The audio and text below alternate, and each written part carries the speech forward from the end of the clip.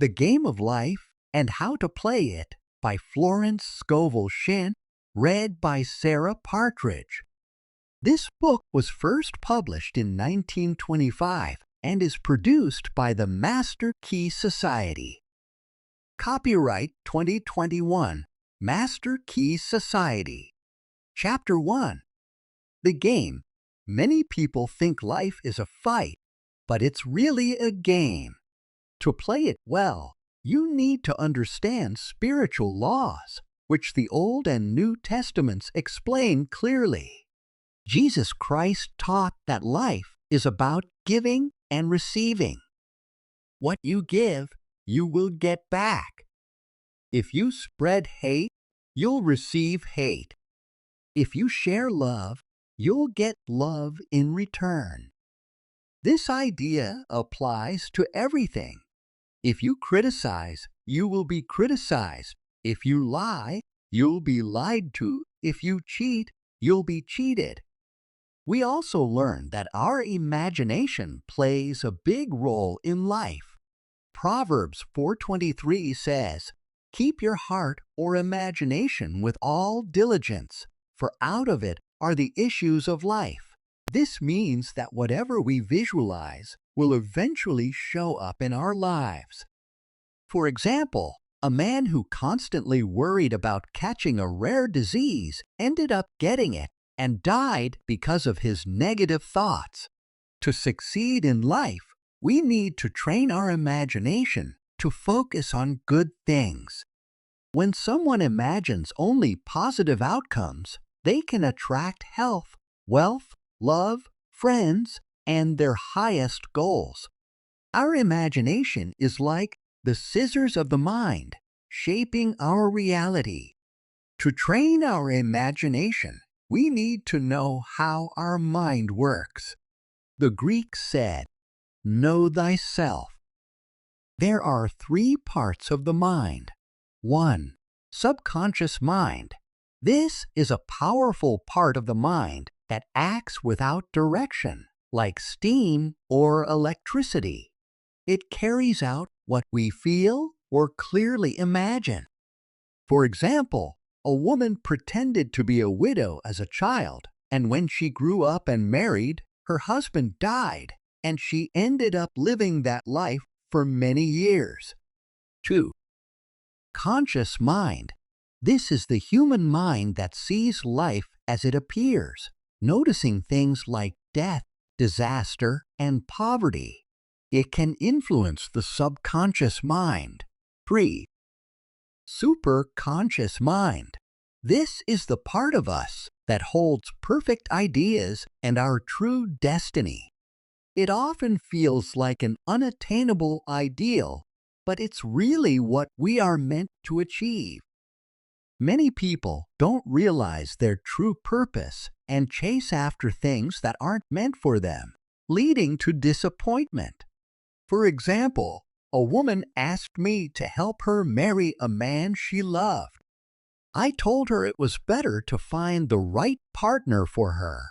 Eventually, she met someone else who loved her back and made her happy, showing that a good idea can replace a bad one.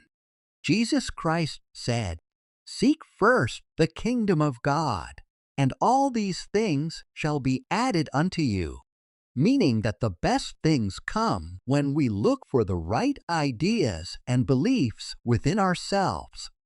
Our words also matter. They can bring good or bad things into our lives.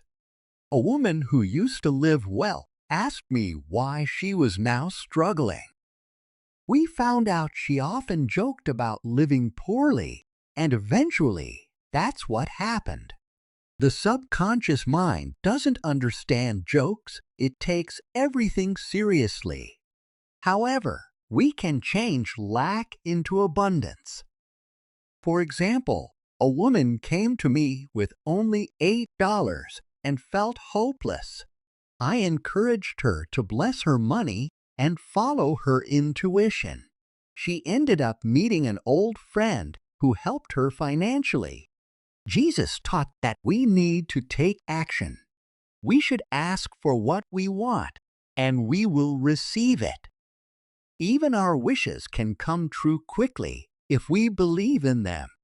The only things standing between us and our desires are doubt and fear.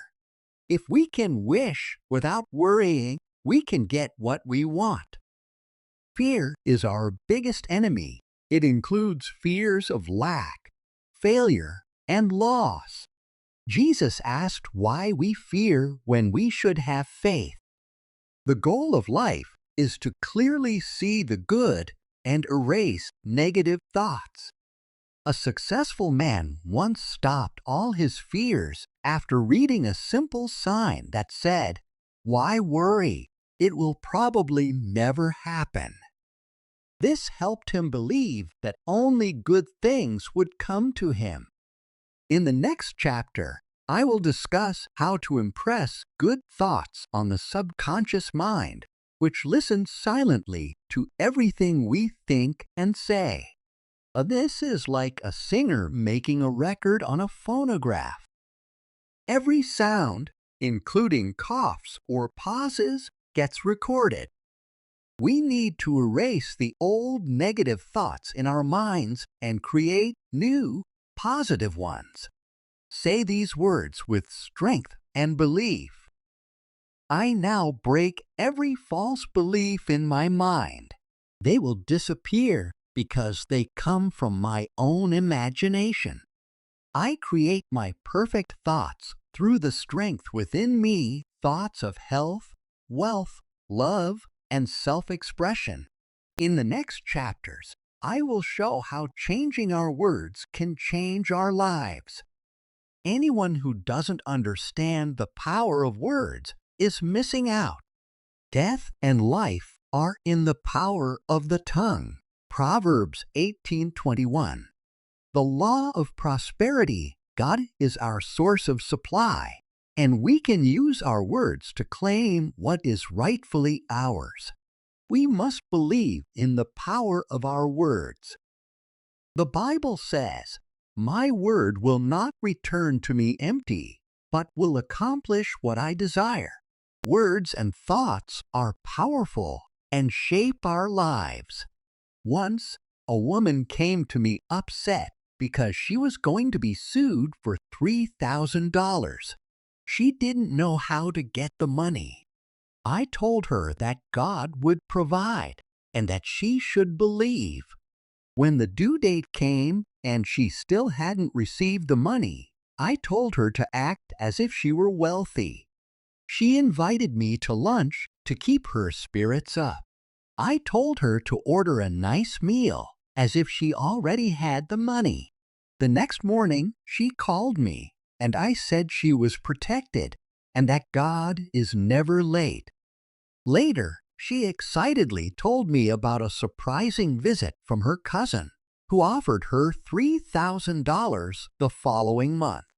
She worried that wouldn't be soon enough since she needed it right away. I encouraged her to keep believing. The next day, her cousin called and said to come to his office for the money. By that afternoon, she had $3,000 in her bank account. If someone wants success but prepares for failure, that's what they will get. For example, a man wanted me to help him get rid of a debt, but was too focused on how he would explain to the lender when he couldn't pay. He needed to picture himself paying off the debt. The Bible tells a story of 3 kings who were in a desert without water. They asked the prophet Elisha for help. He told them that they wouldn't see rain or wind, but they should dig ditches anyway. They had to prepare for what they asked for, even when there was no sign it would happen. A woman needed to find an apartment in New York during a shortage. While others felt sorry for her, she was confident she would find one. She spoke out, "Infinite Spirit, help me find the right apartment." Despite doubts, she prepared by buying new blankets, acting as if she would get the apartment. Miraculously, she found one among many applicants. Her actions showed her faith. Getting into the right mindset can be tough.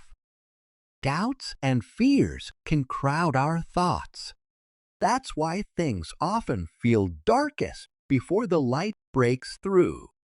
When we declare something positive, we challenge old beliefs, and this can cause discomfort before change happens.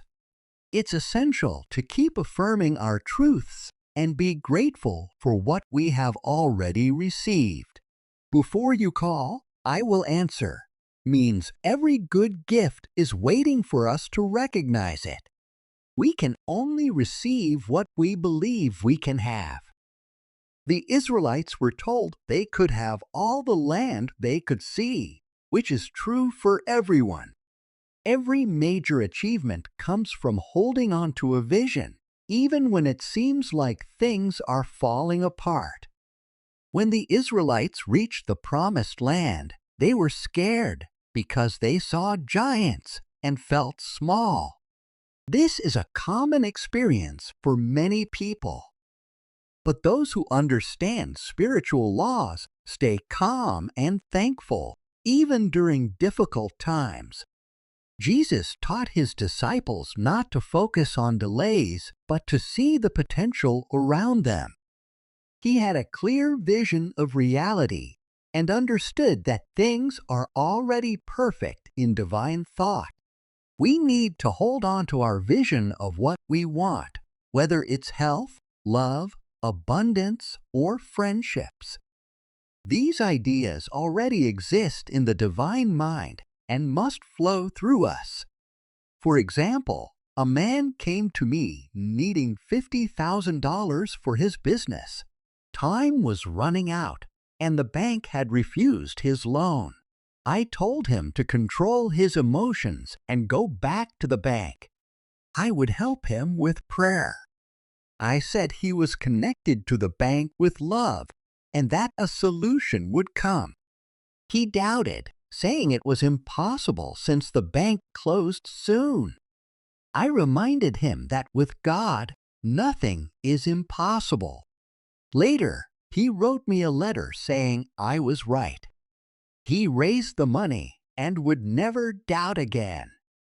When I asked him what happened, he said his train was late, but he arrived just in time and everything worked out. I went for a loan and they gave it to me without asking any questions. It was just 15 minutes before the deadline, but the Infinite Spirit was not too late. In this case, the man couldn't have done it alone. He needed someone to help him keep his vision. This is what one person can do for another. Jesus understood this when he said, "If two of you agree on something on earth, it will be done for you by my Father in heaven." When we get too involved in our own problems, we start to doubt and feel afraid. A friend or healer can see success, health, or prosperity clearly and won't waver because they aren't as close to the situation. It's often easier to help someone else than to help ourselves. So if you feel uncertain, don't hesitate to ask for help. A wise person once said, "No man can fail if someone believes in him." Many successful people owe their success to a spouse, sister, or friend who believed in them and kept faith in their vision. In Chapter 3, The Power of the Word, it states, "By your words, you will be justified or condemned." Someone who knows the power of words is careful with what they say. They can see how their words affect their lives.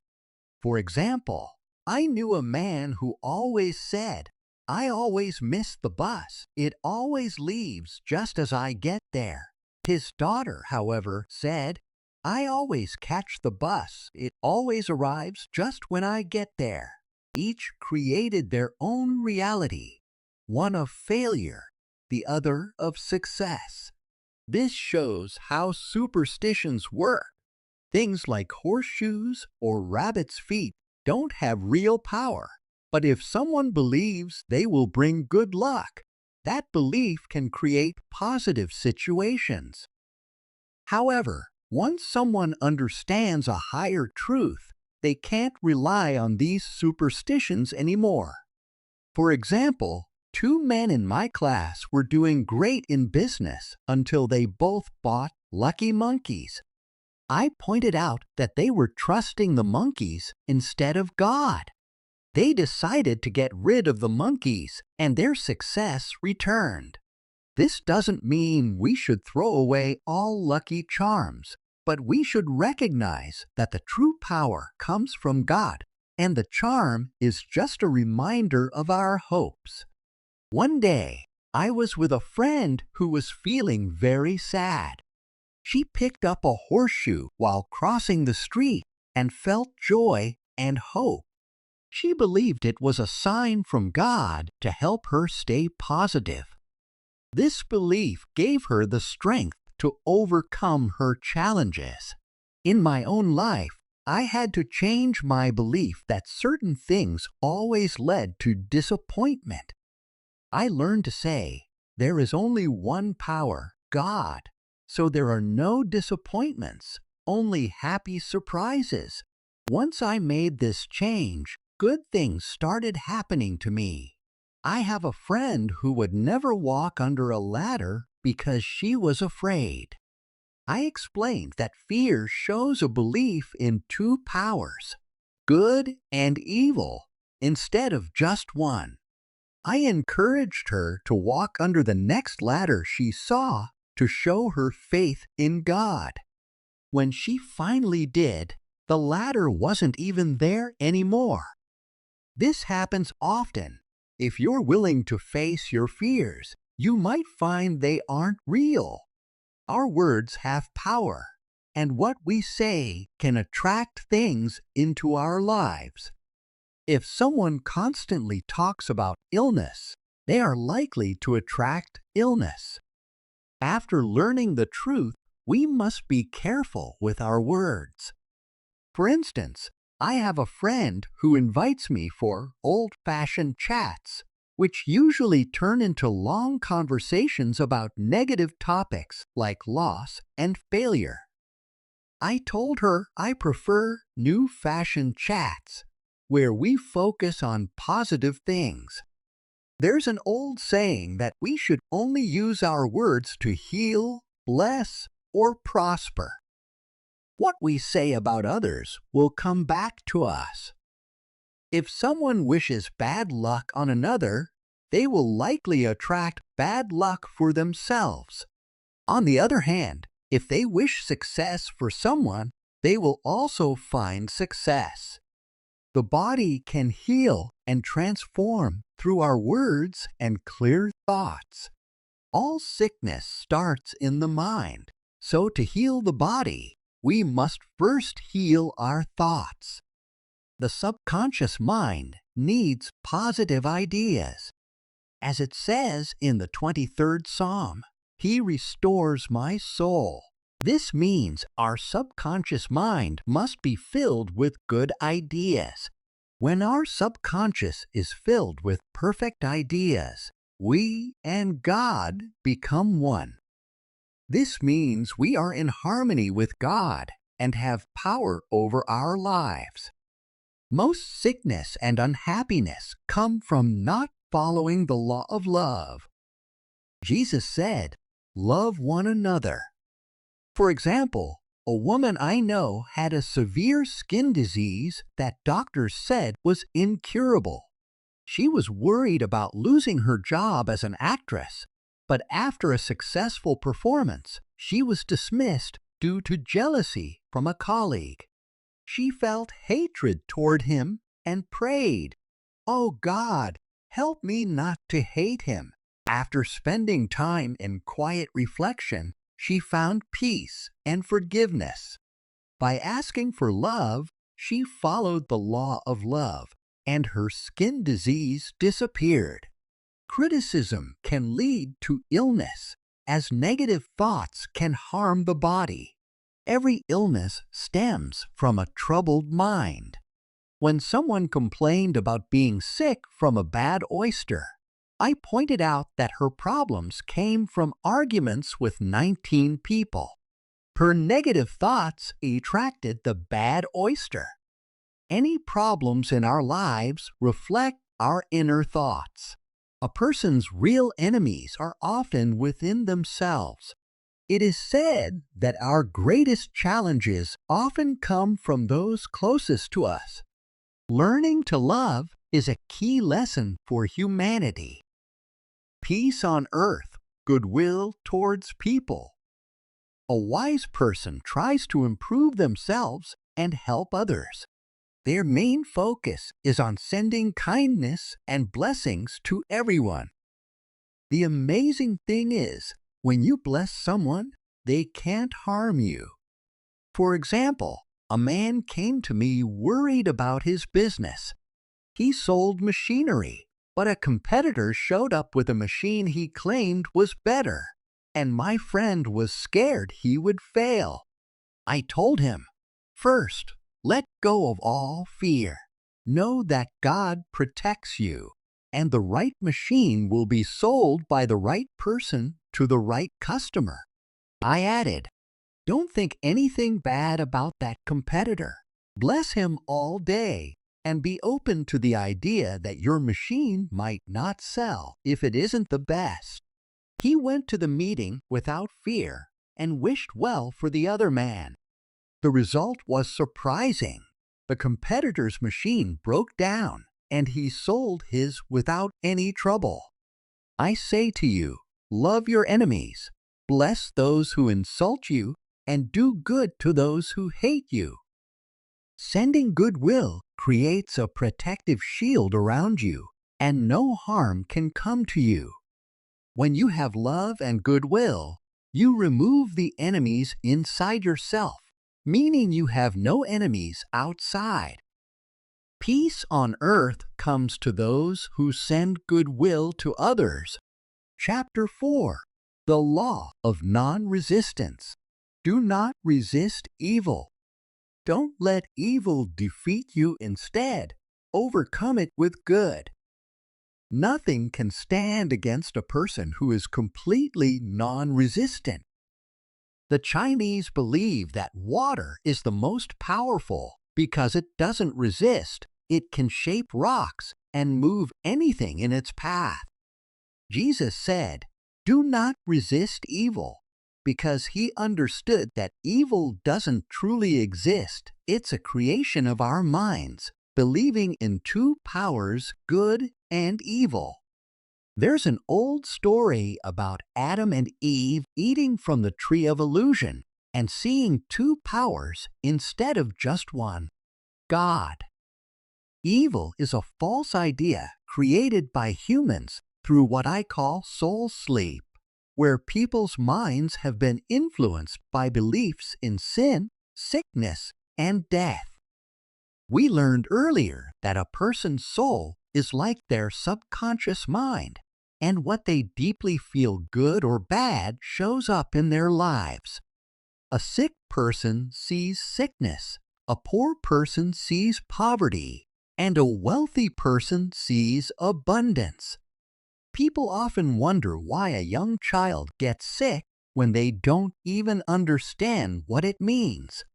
The answer is that children are sensitive and pick up on the fears of those around them, especially their parents. For example, if a mother constantly worries about her child's health, she might unintentionally bring illness into their life.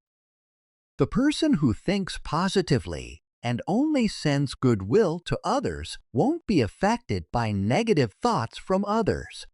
They will only attract good thoughts back to them. Resistance causes suffering. A wise person once told me that instead of reacting negatively to life's challenges, we should baptize events. He used to baptize children, and now he baptizes situations with a positive name. When faced with failure, he calls it success in the name of God. This shows the power of turning negatives into positives. For example, a woman needed money but felt poor because she was around someone who talked about lack. She realized that by feeling negative, she was resisting and seeing two powers instead of one.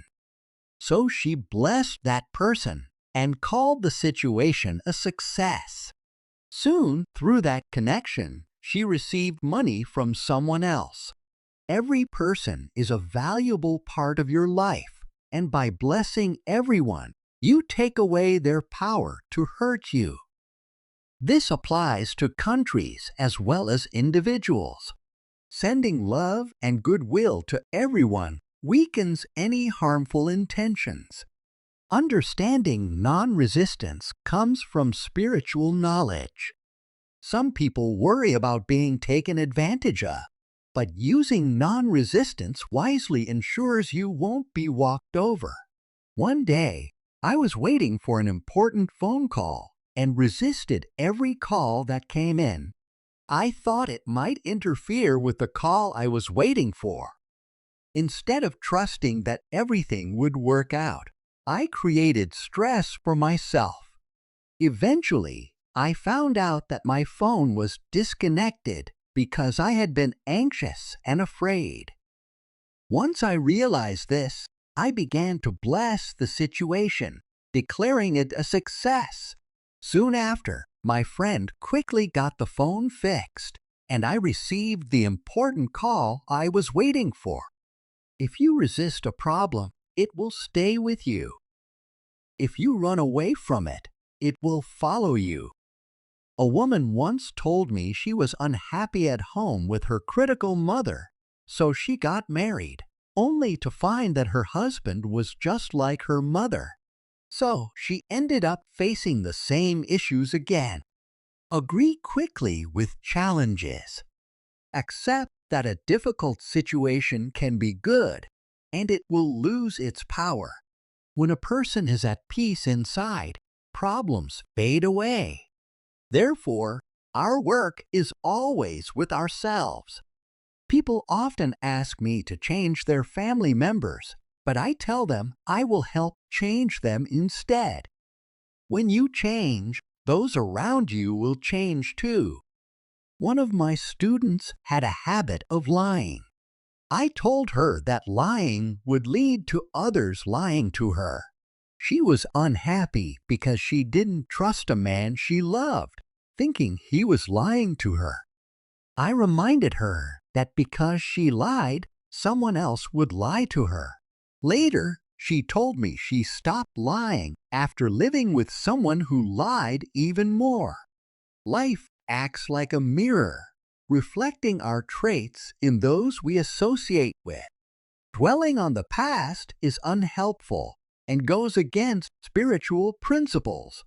Jesus said, "Now is the time to act." Looking back can lead to being stuck. We should bless the past and let it go if it holds us back. We should also look forward to a joyful future, but live fully in the present. For example, a woman came to me upset about not having money for Christmas gifts. She compared it to last year when she had plenty. I told her she wouldn't attract money if she focused on her sadness and past. She needed to live in the present and prepare to give gifts. I suggested she buy some decorations, and she realized that if she took action, the money would come. People often hesitate to buy Christmas seals because they worry about money, thinking, "Save every penny because I might not get more." But one woman bought the seals, paper, and twine anyway, and a few days before Christmas, she received a gift of several $100s. Buying the seals made her feel hopeful and opened the door for the money to come. She was able to buy all her gifts in time. It's important to live in the present moment and appreciate each day. Being spiritually alert helps you notice opportunities. One day,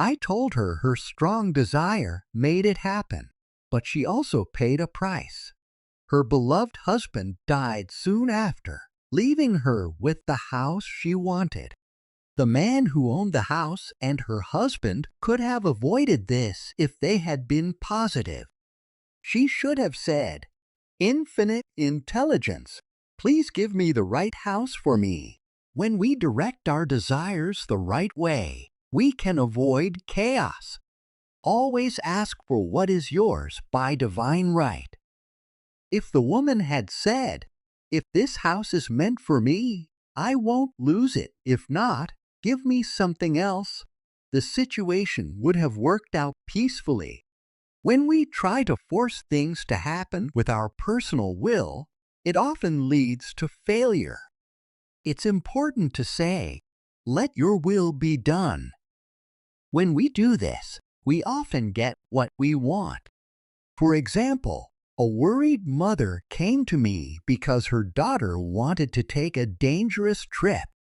The mother tried to argue and forbid her, but this made her daughter even more determined. I told her, "You're trying to impose your will on her, which you shouldn't do. Your fear is actually attracting the situation. Let go, put it in God's hands, and say, 'I trust infinite love and wisdom. If this trip is meant to be, I bless it. If not, I'm thankful it's gone.'" A day or two later, her daughter said she had decided not to go on the trip, and the situation resolved itself. Standing still can be challenging for many people. I'll discuss this more in the chapter about non-resistance. Another example of karma came when a woman said she received a fake $20 bill from the bank. She was upset and thought they wouldn't admit their mistake. I told her to think about why this happened. She remembered sending a friend fake money as a joke. The law responded to her joke with a fake bill because it doesn't understand humor. Then I told her, "Let's use the law of forgiveness to fix this." Forgiveness is a key part of Christianity. It frees us from bad karma. So I said, "Infinite Spirit, we call on the law of forgiveness and are thankful that she is under grace and won't lose the $20, which is hers by divine right." I encouraged her to go back to the bank and explain the mistake. She did, and to her surprise, they apologized and gave her another bill. Knowing the law gives us the power to fix our mistakes. You can't make the outside world reflect who you are not. If you want wealth, you have to feel rich inside. A woman came to me for help with prosperity, but her home was messy and disorganized. I told her, "If you want to be rich, you need to have order in your life. Rich people are usually orderly, and order is important." I said, "You'll never be rich if you have a burnt match in your pincushion." She had a great sense of humor and started immediately to organize her house. She moved furniture around, tidied up drawers, and cleaned the rugs. Soon, she received a significant financial gift from a relative. This change also made her feel different, and she stayed alert about her finances, believing that God provides for her. Many people don't realize that gifts and belongings can be investments, and that saving too much can lead to losing out. Some people give freely and see their wealth grow, while others hold back and end up with less. For example, a man wanted to buy an expensive fur coat. He and his wife looked in many stores, but didn't find anything he liked. Finally, he found a coat worth $1,000, but the manager offered it for $500 because it was late in the season. He had about $700 in savings. People would say he couldn't afford to spend so much on a coat, but he believed it would bring him success. His wife agreed, and a month later, he earned a $10,000 commission. The coat made him feel wealthy and successful, and without it, he might not have received that commission. It turned out to be a smart investment. If someone ignores their intuition to spend or give, they often lose that money in less enjoyable ways. For instance, one woman told her family they couldn't afford a Thanksgiving dinner, even though she had the money. Later, someone stole the exact amount she would have spent on the dinner. The law always supports those who spend wisely and without fear. Another example involves a woman shopping with her little nephew. He wanted a toy, but she said she couldn't buy it. Suddenly, she realized she was focusing on lack and not trusting God to provide. So, she bought the toy, and on her way home, she found the exact amount of money she had spent on it. Trusting in God leads to unlimited supply, but you need to have faith first. Faith is the belief in things hoped for and helps keep our vision steady so we can achieve what we want. Jesus taught that there is a higher law than karma, which is the law of grace or forgiveness. This law allows people to receive gifts without having to earn them through their actions. All that is available in the kingdom belongs to us. Those who overcome worldly thinking can find true happiness. Jesus said, "Be of good cheer. I have overcome the world," meaning he saw that sickness and sorrow are not real. He believed that even death could be conquered by changing our mindset to believe in eternal life. When we understand our own power and how our minds work, we want to find easy ways to impress our subconscious with positive thoughts. Just knowing the truth isn't enough. We need to take action. One way is to let go of our burdens. A metaphysician explained that the only thing that gives weight is gravity, and if you take something high enough, it becomes weightless. Jesus said, "My yoke is easy and my burden is light," meaning he had risen above worldly troubles. The Bible tells us to give our burdens to God, showing that our higher self, or Christ within us, is the one who helps us. Carrying a burden is against the law. It's a negative thought that comes from our subconscious. It can be hard to change these thoughts from our conscious mind because the reasoning mind is limited and often filled with doubts. Instead, we should cast our burdens onto our higher self, which knows abundance.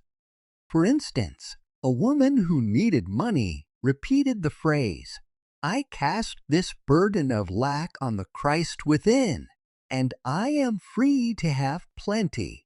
By doing this, she saw a huge increase in her supply.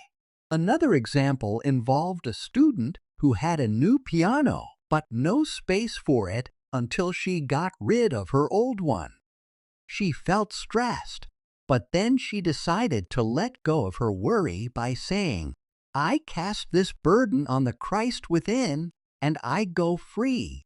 Soon after, a friend called to rent her old piano, just in time for the new one to arrive.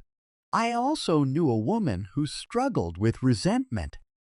She declared, "I cast this burden of resentment on the Christ within, and I go free to be loving and happy." This opened her heart, changing her life for the better. It's important to repeat these affirmations, sometimes for hours, with determination. When you let go of your burdens, you often gain clarity.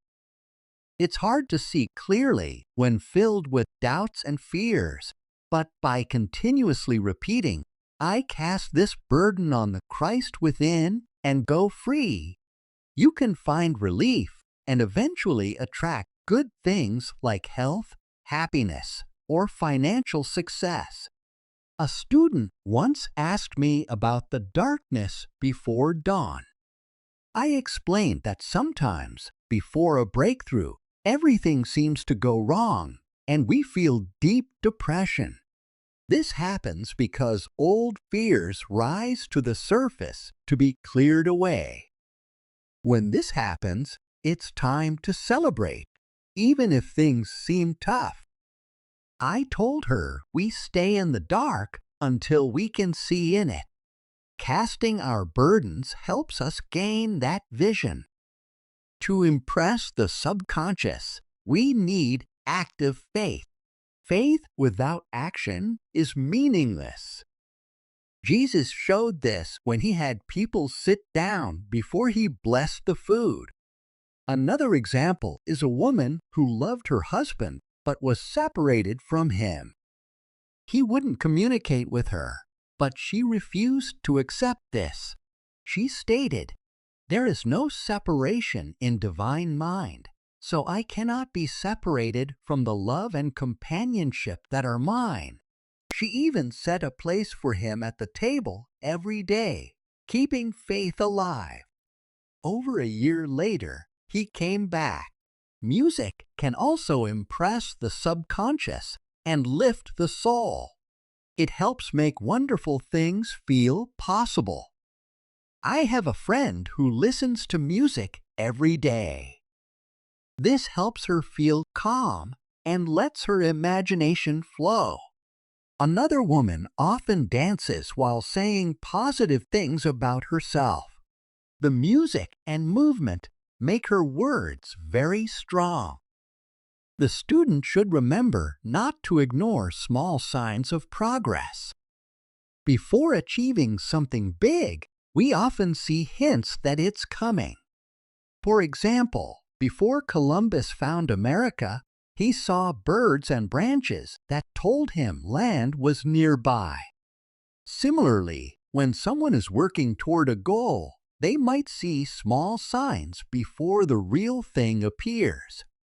A woman once asked for a new set of dishes, but a friend gave her an old, cracked plate instead.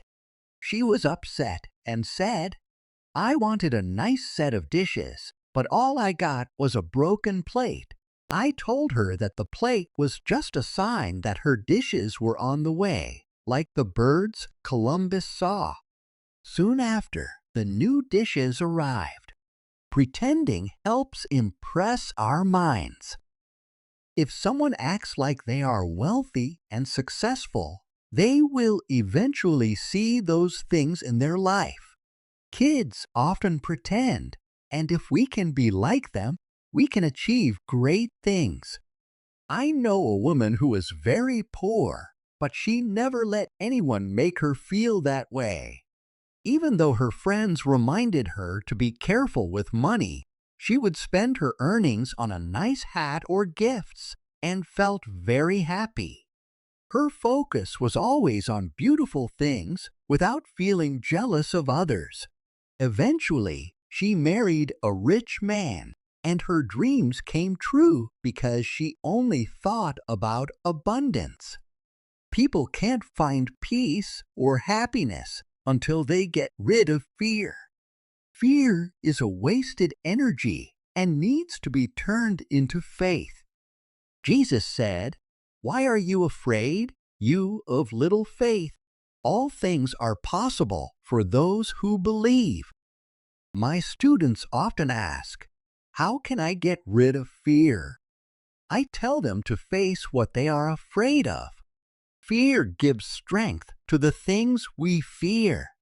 If you walk towards your fear, it will disappear.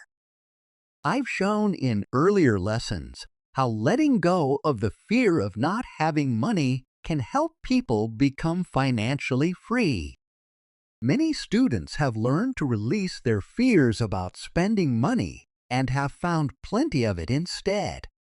The mind remembers that God is both the giver and the gift, so being connected to God means being connected to abundance.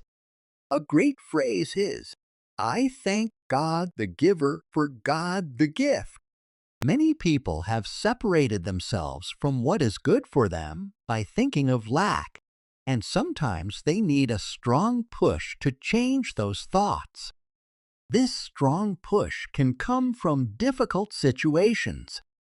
People should check their motives regularly to see if they are acting out of fear or faith. They need to choose whether to serve fear or faith. If someone is afraid of certain people, they should not avoid them. Meeting those people cheerfully can help them either become friends or drift away peacefully. If someone is afraid of getting sick, they should remain calm in a situation where there are germs, and they will be safe. You can only get sick if you are as scared as the germ, and fear brings you down to that level. The idea of germs comes from a negative mindset. They don't exist in a positive or divine mindset. When someone realizes that evil has no power, they can break free from it, and they will see a better reality where there is no pain or suffering. Every person is learning about love in their life. Jesus gave us a new commandment to love each other. Uspensky said that love is a powerful force that opens up a wonderful world. True love is selfless and free from fear. It flows to others without expecting anything back. It finds joy in giving. Love is God showing itself and is the strongest force in the universe. Pure love attracts good things and does not have to chase after them. Sadly, many people do not understand real love. People can be selfish, controlling, or afraid, which causes them to lose what they love. Jealousy is a major enemy of love. For example, a woman came to me upset because the man she loved left her for others. She felt jealous and angry and wanted him to suffer for what he did. I told her she was not loving him, but hating him instead. I explained that she could only receive what she gave. I told her to send him perfect love without wanting anything in return, and not to criticize him. At first, she was reluctant to bless him without knowing where he was, but I told her that was not real love. When you send out real love, it comes back to you, either from that person or someone else. I encouraged her to see the goodness in him and acknowledge the divine part of him. Over time, she felt less upset and began to think more positively. Eventually, she said, "God bless him wherever he is." That was a sign of real love. I told her that once she felt completely calm about the situation, she would either get his love back or find someone better. After some time, I received a letter from her saying, "We are married." When I visited her, she said, "It was a miracle. One day I woke up and all my suffering was gone." He asked me to marry him, and we got married shortly after. There is an old saying, "No one is your enemy. No one is your friend. Everyone is your teacher." Each person can teach us something if we are open to learning. The woman learned about selfless love from her partner, which is a lesson everyone must learn. Suffering is not needed for growth. It often comes from ignoring spiritual laws. However, many people only wake up from their sleep when they experience pain. When people are happy, they can become selfish, and that brings karma into play. People can also lose good things because they do not appreciate them. I knew a woman who had a nice husband, but often said, "I don't care about being married." She focused on other things and barely thought of him. When he told her he loved someone else and left, she came to me upset. I explained that her words had come true. She said she didn't care about being married, so her mind worked to make her unmarried. She realized that people often get what they ask for and then feel hurt. Eventually, she accepted the situation and knew they were both happier apart. When a woman becomes indifferent or critical, it affects her relationship, and her partner may feel unhappy. Another man came to me feeling down and poor because his wife believed in a system of numbers and said he wouldn't succeed because he was a 2. I told him that it didn't matter what number he was. He was a perfect idea in the mind of God, and we would claim the success and prosperity that were meant for him. In just a few weeks, he got a great job, and a year or 2 later, he became a successful writer. A person can't be truly successful in business unless they love what they do. The best art comes from passion, while art made just to earn money is less meaningful. If someone dislikes money, they won't attract it. Many artists struggle financially because they look down on money. I once heard an artist say another wasn't good because he had money saved up. This mindset keeps people from getting the money they need. To attract money, you must appreciate it. Money can be a source of freedom, but it should be shared and used wisely. Saving too much can lead to problems. This doesn't mean people shouldn't own homes or investments. They should just not hoard money. Letting money flow freely opens the door for more to come in because there is always enough available. This is a spiritual view of money, and those who are generous will always have enough. An example of hoarding can be seen in the movie Greed. A woman won $5,000 in a lottery but refused to spend it. She hoarded it, causing her husband to suffer, and ended up cleaning floors for a living. Her love for money led to her downfall when she was murdered for it. Money itself is good, but when hoarded or prioritized over love, it can lead to harm and loss. Choosing the path of love brings abundance because love and generosity attract good things. On the other hand, greed can push away what you need. For instance, I knew a wealthy woman who hoarded her money. She bought many things for herself, but never shared. She owned 67 necklaces that she never wore, and in time, she became unable to manage her own affairs. People often suffer from negative feelings like hate and resentment, which can lead to illness and sadness. Love is essential, and people should strive to regain it. For example, a student of mine worked to let go of her resentments. Eventually, she found peace and felt light when she was kind to someone she used to dislike. Being kind and loving in business is valuable. One woman complained about her cold employer. I suggested she send love to her, even though she felt it was hard. After trying, the woman's boss became kinder and took her out in her car. Sometimes people regret being unkind in the past. If you can't fix the wrong, you can make it right by being kind now. Holding on to sorrow or regret harms you. A woman once asked for help to be happy, because her sadness made her irritable. I reminded her that God was her joy and peace. Soon after, she felt so happy she didn't want help anymore. Fear and worry can create problems. A mother who trusts that her child is protected by God can provide a safe space for them. For instance, a woman woke up feeling her brother was in danger.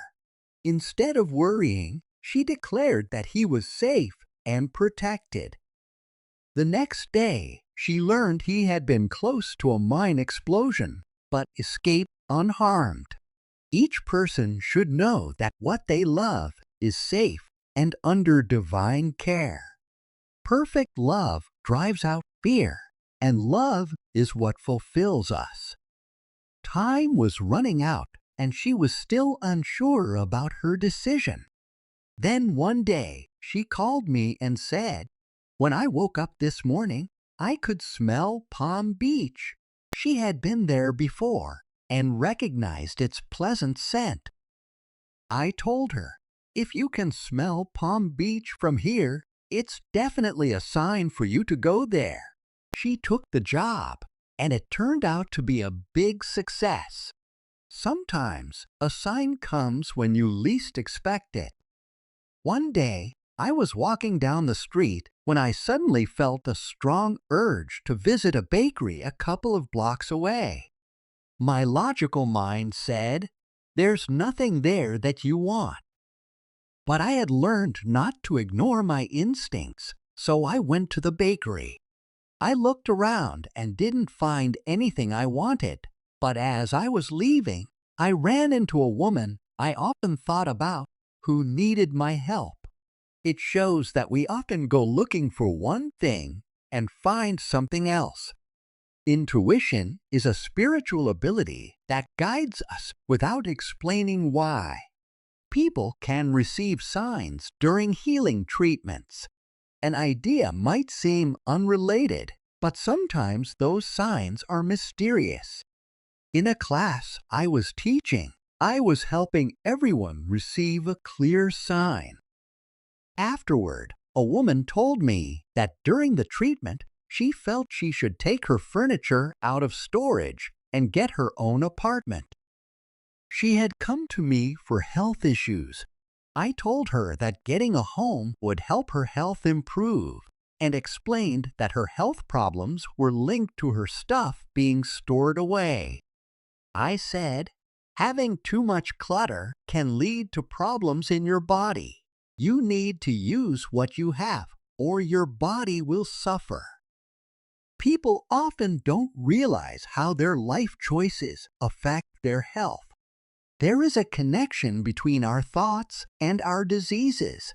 Someone might experience healing by understanding that their body is a perfect idea in a divine mind. But if they keep negative thoughts like hoarding or hating, the illness can return. Jesus knew that all sickness came from wrongdoing, and he told the healed leper to go and sin no more to avoid worse problems. A person's soul needs to be cleansed for lasting healing, and the metaphysician, someone who studies the nature of reality, always looks for this connection. Jesus said, "Don't judge others, or you will be judged." Many people attract sickness and unhappiness by condemning others. If someone criticizes others, they invite similar troubles into their own life. For example, a friend came to me upset because her husband had left her for another woman. She condemned that woman, saying she knew he was married and shouldn't have accepted his attention. I told her, "Stop blaming the woman, bless her, and let it go. Otherwise, you'll attract the same thing to yourself." She didn't listen, and a year or two later, she became interested in a married man. Criticizing or condemning others is dangerous, and indecision can also block progress. To overcome indecision, repeatedly say, I am always inspired and make good decisions quickly. These words can help change your mindset, making it easier to act without hesitation. I found it harmful to seek guidance from the psychic world because it's influenced by many different thoughts, not just one clear mind. When people open their minds to this, they can attract negative energies. The psychic realm is shaped by human thoughts and is filled with contradictions. Good or bad messages can come through. I know a man who was supposed to be dead according to his horoscope, but he is still alive and leading a major movement for helping people. It takes a strong mind to overcome bad predictions. Students should say, any false predictions will not come true, and anything not planned by my Father will disappear. The divine plan will unfold. If someone receives a positive message about future happiness or wealth, they should hold on to that expectation. It will eventually come true. People should align their will with God's will. It is God's desire to give everyone what they truly want. Our will should focus on maintaining a positive vision. The prodigal son said, "I will go to my father." Often, it takes willpower to leave behind negative thoughts. It's easier for many people to feel fear rather than faith, so having faith requires effort. When someone becomes spiritually aware, they understand that external problems reflect internal issues. If they stumble or fall, it's a sign they are struggling mentally. One day, a student was walking and thinking, "That woman is so unpleasant," when suddenly 3 Boy Scouts rushed around the corner and nearly knocked her over. She didn't blame the Scouts, but instead called on the law of forgiveness and honored the woman she had criticized. When someone asks the universe for help, they must be ready for surprises. Things might seem to go wrong, but they could be going right. For example, a woman was told that there's no loss in divine mind, meaning she couldn't truly lose anything that belonged to her. A few years ago, she lost $2,000 she had lent to a relative who passed away without mentioning the loan in her will. She was angry and resentful because she had no proof of the loan, so she decided to deny the loss and claim the money from the universe. She had to start by forgiving the woman, as holding on to anger blocks blessings.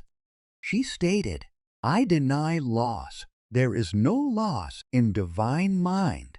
Therefore, I cannot lose the $2,000 that rightfully belongs to me." She lived in an apartment that was for sale, which included a clause saying tenants would have to move out within 90 days if it sold. Suddenly, the landlord broke the leases and raised the rent. Again, she faced unfairness, but this time she remained calm. She blessed the landlord and said, "As the rent goes up, I'll be richer, for God is my supply." New leases were made, but by some mistake, the 90-day clause was forgotten. Later, the landlord had the chance to sell the building. Because of the lease mistake, tenants were allowed to stay for another year. The agent offered each tenant $2,000 to move out. Many families accepted, but 3, including the woman, chose to stay. A month later, the agent approached her again and offered her $1,500 to break her lease. She realized, "Here comes my $2,000. She had told her friends in the building, "We'll all stick together if they ask us to leave." So she decided to consult her friends, who agreed. If they offered you $1,500, they'll surely give you $2,000. In the end, she received a check for $2,000 to vacate her apartment. This was a clear demonstration of the law of abundance. It showed that there is no true loss. When someone takes a spiritual stand, they can claim all that is theirs from the universal source of goodness. God promises to restore what has been lost, and the locusts represent the negative thoughts of doubt, fear, resentment, and regret. These harmful thoughts can rob us. No one gives or takes from themselves.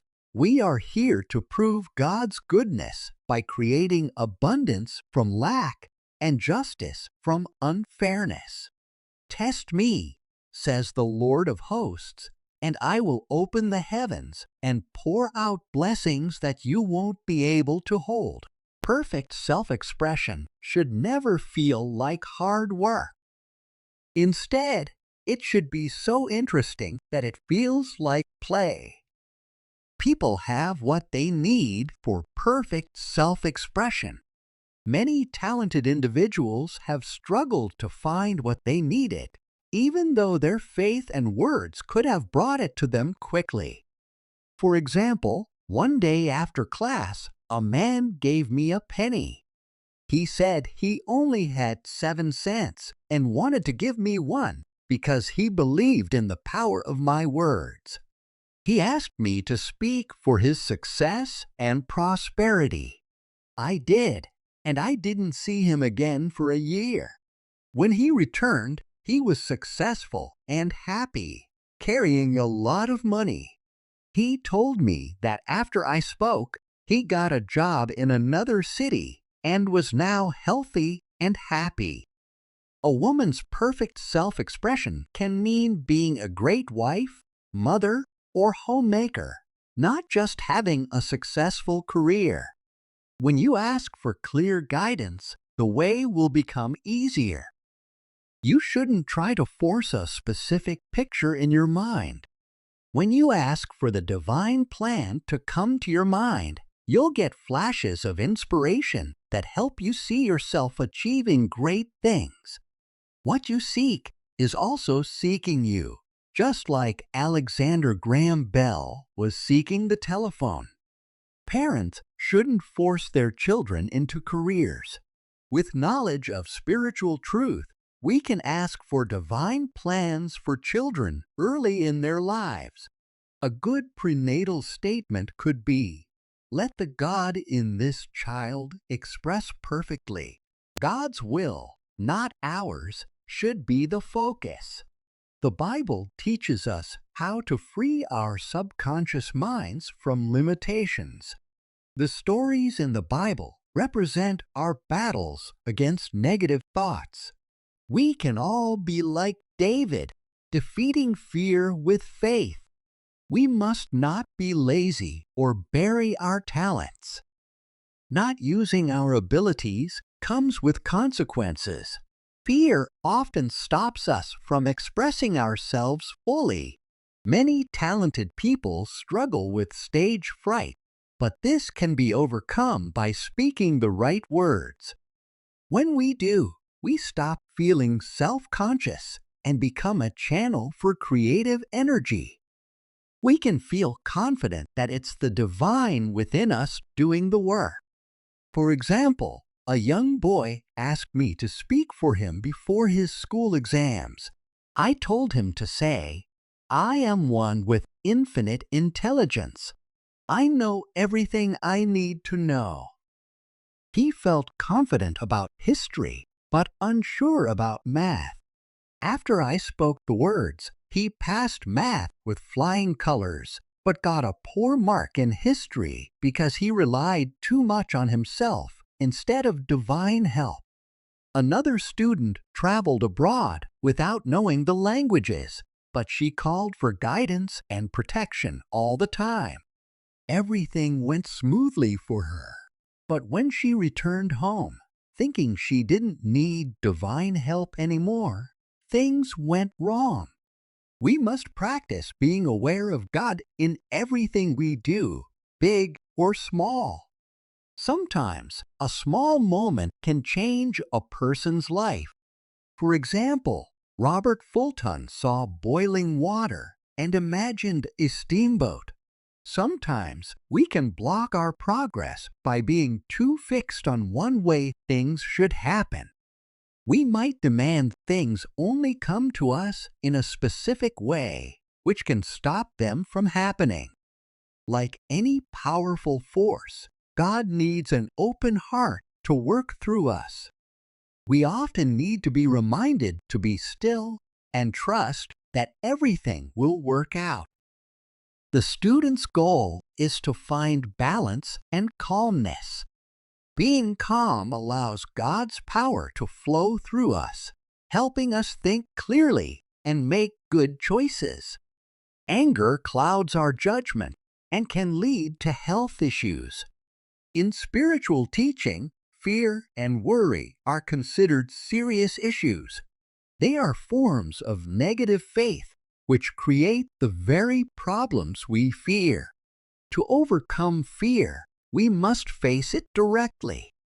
Just like in the story of Jehoshaphat, when they sang praises before meeting their enemy, they found that the enemy had already defeated itself. In another example, a woman was scared to deliver a message to a friend. She decided to face her fear, but when she got there, she found out the friend was not in town, making the message unnecessary. Sometimes we hold ourselves back by thinking things aren't finished. We should remind ourselves that in divine understanding, everything is complete. We can state, in divine mind, there is only completion. My success is already done. We should prepare for our blessings and be grateful for what we have received in spirit before it appears in reality. One of my students needed money and asked why she hadn't received it. I told her that perhaps she often left things unfinished, which affected her success. She realized I was right and promised to complete something she had started a while ago. Once she did, money came to her in a surprising way. When we ask for something with true belief, we must be ready to receive it because God opens the way for us. If someone has many talents, they should ask for guidance on which one to use. They can say, "Infinite Spirit, show me my perfect self-expression." People often find themselves in new jobs and fully prepared without much training. Some people are generous givers but struggle to receive. They may refuse gifts due to pride, which blocks their blessings. For instance, one woman who had given away a lot of money turned down a large gift because she thought she didn't need it.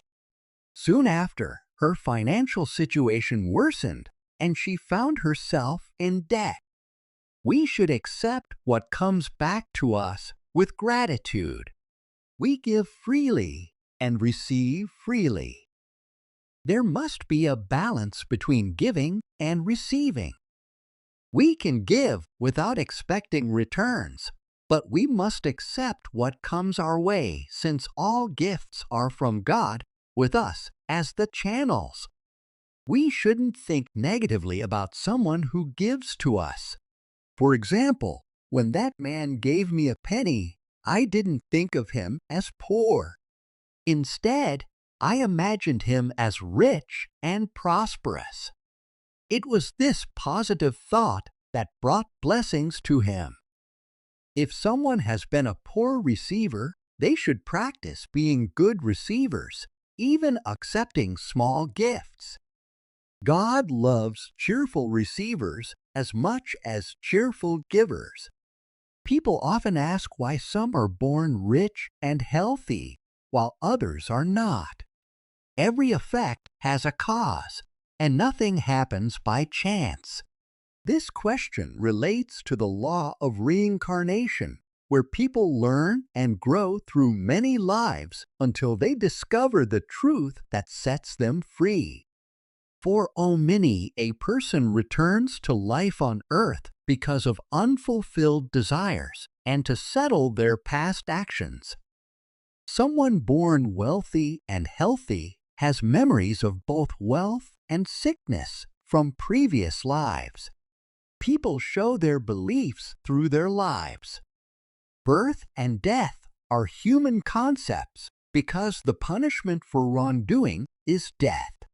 The true self is not born and does not die. It has always existed. When we understand this truth, we can be free from karma, sin, and death, and live according to our true purpose. When we achieve our goals, we can hear our inner voice say, "Well done, you have been faithful, and now you will be rewarded with eternal life." We can shape our lives by stating what we want. All good things are already in the divine mind, waiting to be revealed through our words. It's important to express only positive demands. For instance, if you want a home, you might say, "Spirit, help me find my perfect home, and I'm thankful it will come to me in a good way." A woman I knew asked for $1,000, but she got that amount only because her daughter was injured. Instead, she should have asked for the money to come to her in a perfect way. As we become more aware of our financial situation, we should ask for larger amounts to come to us effortlessly. We often limit ourselves with our words, so it's crucial to be mindful. There's a story of a poor man who received a gold nugget and became rich not by selling it, but by believing he could. Each person has the potential to feel rich inside, which can lead to real wealth in their life. When we make requests, we should act as if we've already received what we want. Our beliefs shape our reality, and it's important to affirm our desires repeatedly. For example, if someone is praying, they should state their needs confidently, like, "Give us this day our daily bread." This shows that prayer is about asking, thanking, and praising. Believing that everything is possible with the help of God is easy to say, but can be hard when we face challenges.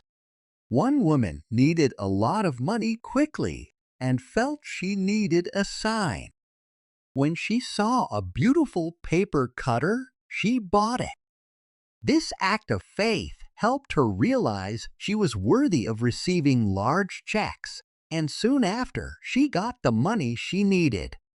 Sometimes, our thoughts shape our reality in surprising ways.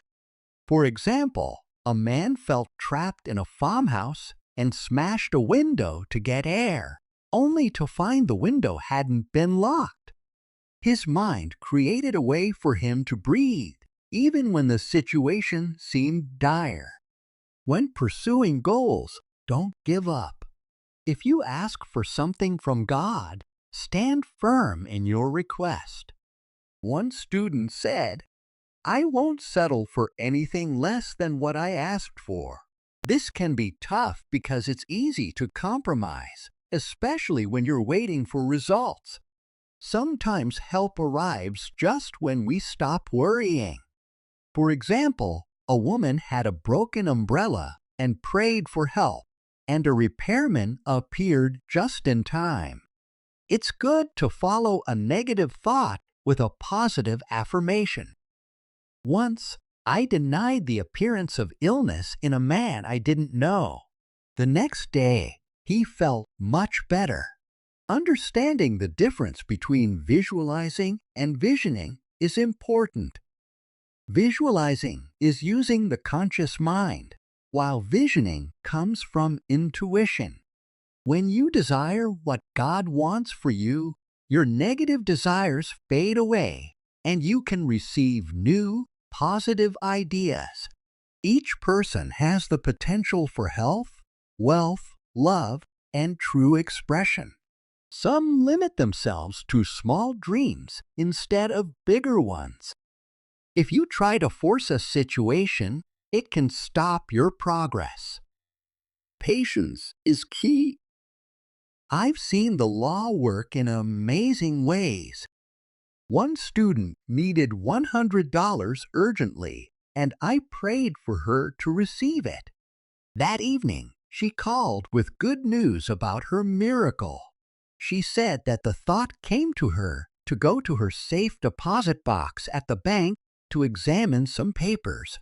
She looked at the papers and found a new $100 bill at the bottom of the box. She was shocked because she knew she had never put it there. She had checked the papers many times. This might have been a special event, similar to when Jesus made loaves and fishes appear. People will reach a point where their words can instantly become real. The fields will show their crops right away, just like the miracles of Jesus. The name Jesus Christ has great power. It represents truth that can be seen. He said, "Whatever you ask the Father in my name, He will give it to you." This name helps people rise to a higher level where they are free from negative influences, becoming as complete and perfect as God. I have seen many healings happen when using the words, "In the name of Jesus Christ." Christ represents both a person and an idea. The Christ inside everyone is their Savior. This inner Christ is our true self, made in God's image, and it has never failed, never known pain or sadness, was never born, and will never die.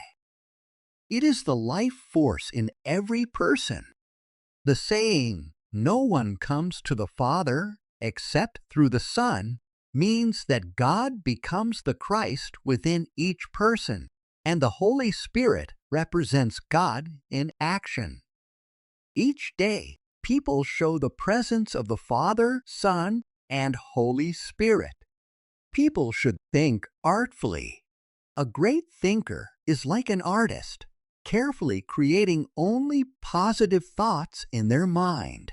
They trust that these good thoughts will come true in their lives. By thinking correctly, everyone has the power to bring their dreams into reality. The main ideas to follow are fearless faith, not resisting, and love. May everyone reading this be free from what has held them back for so long and understand the truth that sets them free. This truth allows them to achieve their destiny and express their best selves in health, wealth, love, and happiness. Transform yourself by changing your thinking. Use these positive statements for abundance. God is my endless supply, and large amounts of money come to me quickly and easily for good situations. Every plan that is not from my Father in heaven will be removed, and the divine plan will happen. For the truth, what is true of God is true of me, because I am one with the Father. For faith, since I am one with God, I am one with all good things, as God is both the giver and the gift. I cannot separate them. For good situations, divine love removes all negative thoughts from my mind, body, and life. This love is the strongest force in the universe and can dissolve everything that is not good. For health, divine love fills my mind and body with health, and every cell in my body is filled with light. For eyesight, my eyes are God's eyes. I see with spiritual sight. I see a clear path with no obstacles and the perfect plan. For guidance, I am sensitive to my inner guidance and obey God's will right away. For hearing, my ears are God's ears. I hear with spiritual hearing. I am open and willing to be guided, and I hear wonderful news. For work, I have the perfect job that brings me perfect rewards. For freedom, I give my burdens to the Christ within, and I am free.